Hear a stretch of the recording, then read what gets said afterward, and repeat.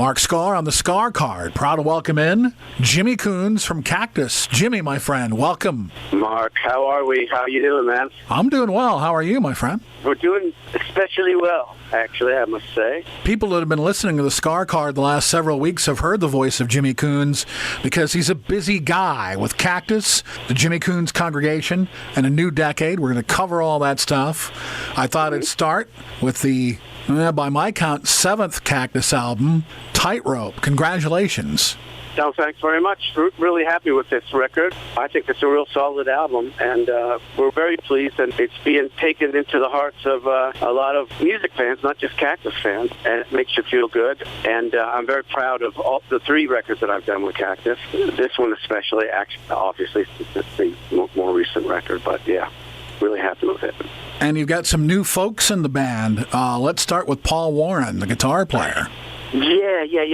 We had done a show at the, I was going to say the Token, but it wasn't Token, before we played the Token Lounge in Detroit, which we love. We had played Jim McCarty's club there, and Paul came along when we were doing the meet and greet after the show. And I met him then, it was a long time before we ended up hooking up with Paul. He, had just been playing with Rod, I think, at the time. This was years ago, maybe 7 years ago now.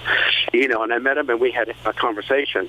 And I just remember thinking, how what a nice guy. And then when Jim decided that he was going to just bow out gracefully from the band, he just can't travel anymore, poor guy.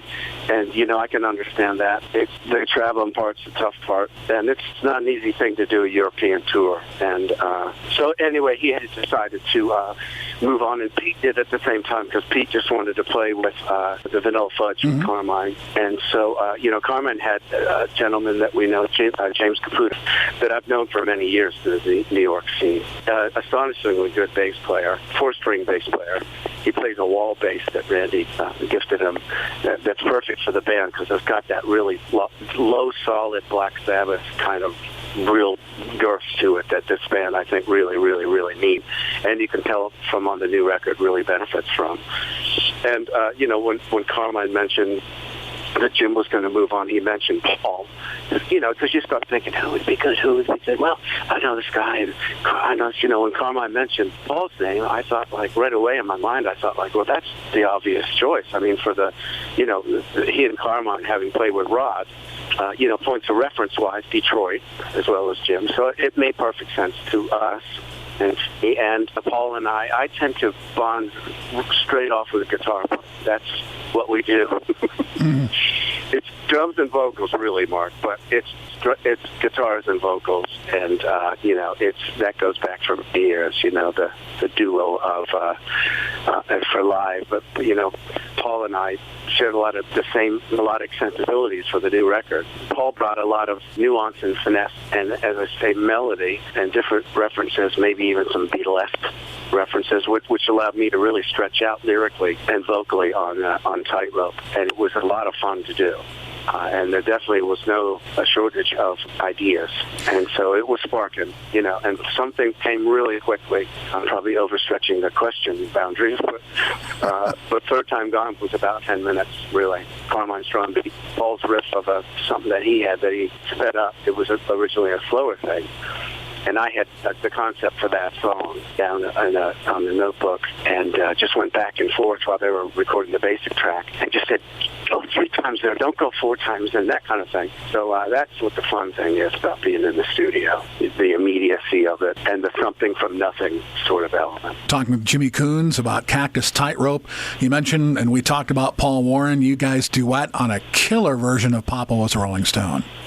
Yeah. When we originally started the record, typically what my process is, I'll let the band go in on their own for maybe 1, 2 to 3, maybe 3 sessions, depending on how far along they get with riffs or sort of ideas, arrangements, and and they'll keep me up to speed as to what's going on. And what had happened with Papa, we started doing that song, I think, in Detroit at a sound check, because that was something that Carmine and Paul, of course, knew. And the band started to jam that, and I knew the backing vocal was. And but when we originally went in the studio and they cut that, I think it might have been one of the first things that they cut for the Tightrope record. Paul did a scratch vocal, a guide vocal all the way through with all the parts. And subsequently he said to me, listen, you know what, we split this up with a duet. It's not fair to me singing the whole thing.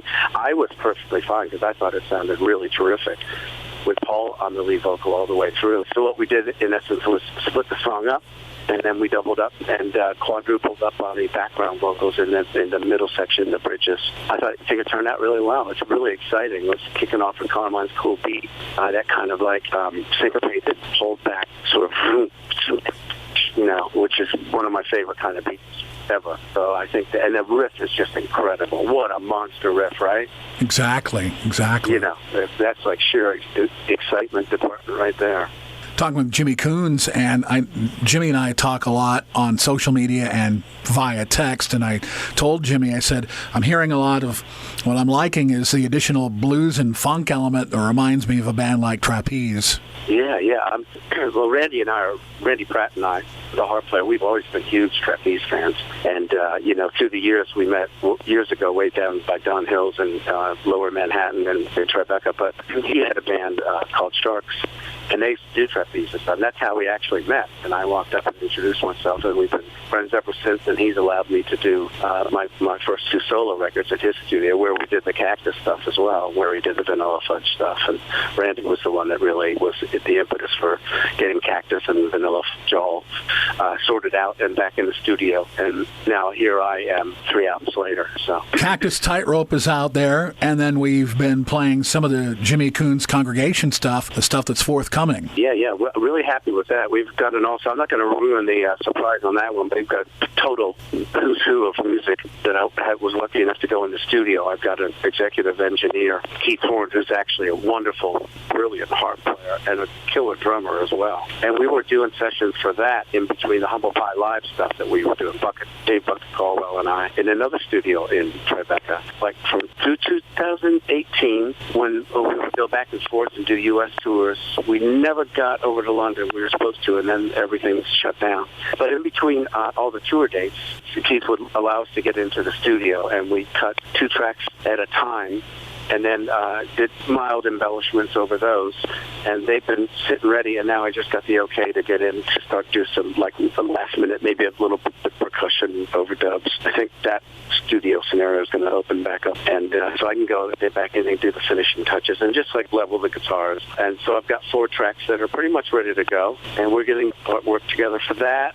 So we're looking for maybe 3rd quarter release, 2021, maybe 4th quarter release. I'm really excited about that. And we'll do Jimmy Kunes Congregation as a part 1, and I'm not sure if we're going to do CD and maybe a maxi EP, put a bonus track on there in vinyl. I'm not quite sure if we're going to do that or just wait to press the ultimate 8-song running Congregation on vinyl at the end. So we'll see. So maybe 2 increments of 2 installments of 4 tracks per CD, and then we'll take it from there. And then in addition to that, Jimmy, you're working with Greg D. Benedetto, who I've had a wonderful time getting acquainted with, and a project called A New Decade. Yeah, I really love to keep busy, and I think even before the last year, when the shutdown came, I don't like calling it anything else. It's just too brutal to think about. But I was really, really lucky enough in that I had projected and had done a lot of different work, the stuff with Greg being one of the top ones, the New Decade stuff. Our friend Night Bob D, who was at sound check for Aerosmith, lives in the same building in Tribeca as Greg. And Greg had played us some tracks and said, I'm thinking about getting a singer, and I don't know who it's. And Night Bob said, Jimmy Kunes, he's your guy. So thank you, Night Bob, and thanks, Greg. And this stuff is killer, and we're tweaking that as we go, and it keeps getting to next levels sonically. I'd say we probably have a good 7 tracks already done, and there's maybe 3 more just waiting for me to get in and do a 3rd verse or do a bridge or something like that. So I'm hoping to put that out at some point as well. Jimmy, thank you so much for being on with us. We appreciate it. Thank you, Mark. I always enjoy talking with you, man. Thanks for your support. Really appreciate it. Greg says hi. All the best to you, my friend. Thank you, sir. Jimmy Kunes, our guest on the Skaar Kaard. For Jimmy Kunes, I'm Mark Skaar.